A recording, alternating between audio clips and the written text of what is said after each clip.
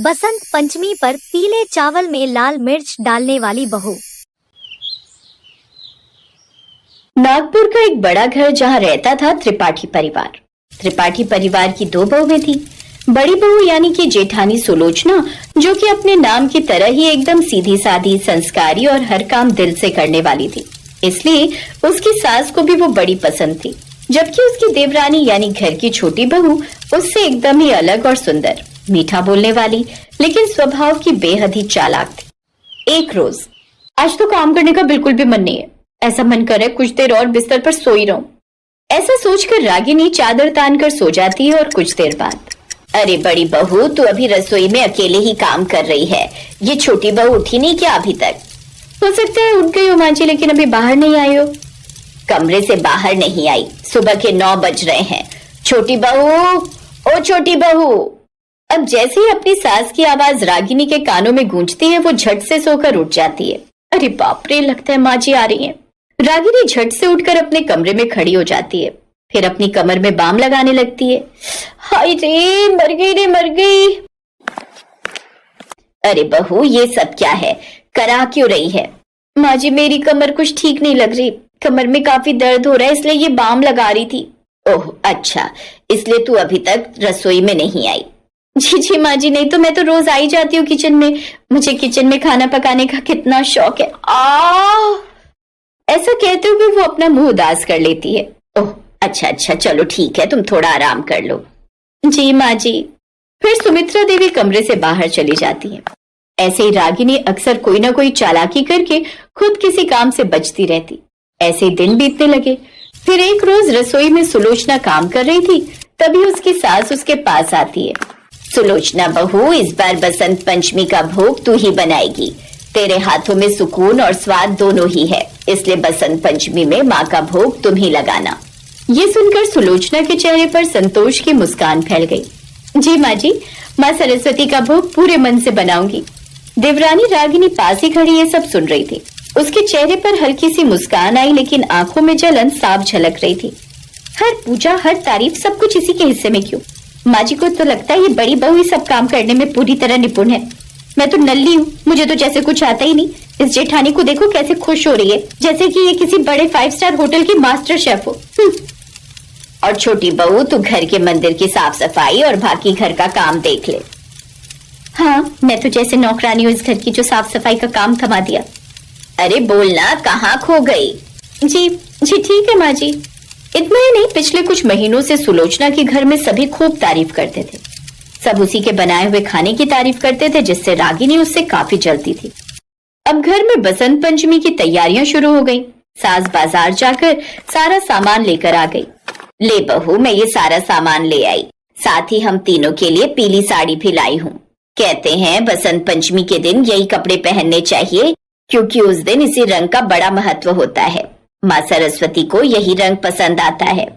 अरे वाह, ये तो बहुत ही अच्छी साड़ी है। हाँ अच्छी है माँ जी। अगले दिन बसंत पंचमी का त्योहार था।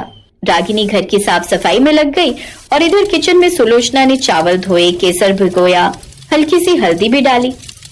बसंत पंचमी है, माँ सरस्वती को सादा सात्विक भोग ही अच्छा लगता है, इसलिए बड़े ही प्यार से उसने उसमें चीनी डाली, ऊपर से काजू किशमिश सजाए।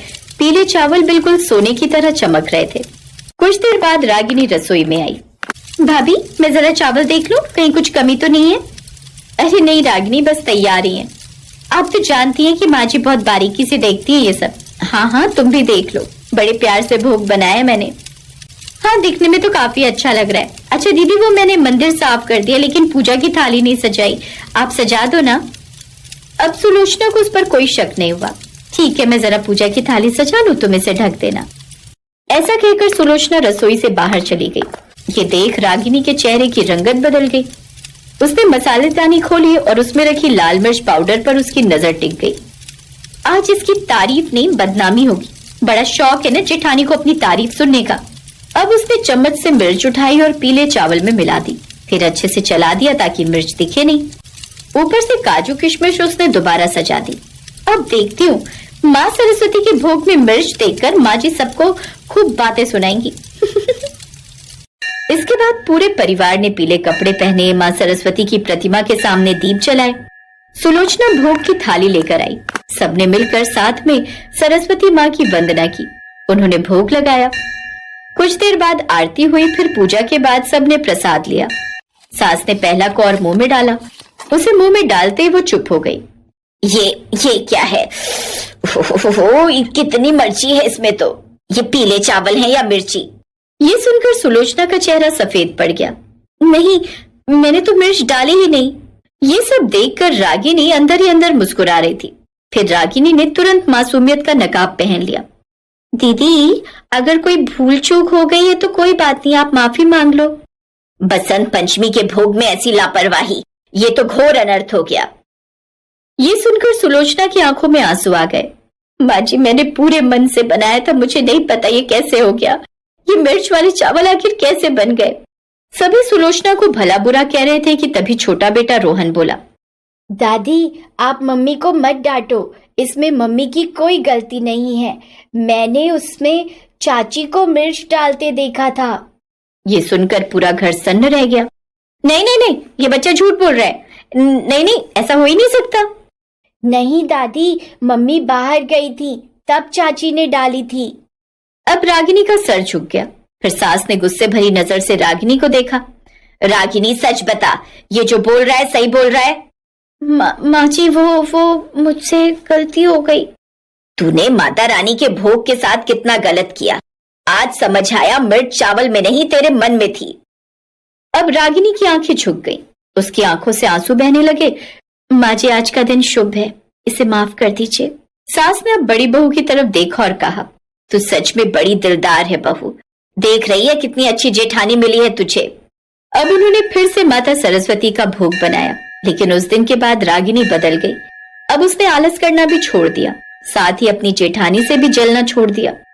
उस दिन के बाद से ही हर बसंत पंचमी पर बिना मिर्च के लेकिन बहुत मिठास के साथ भोग बनते रहे।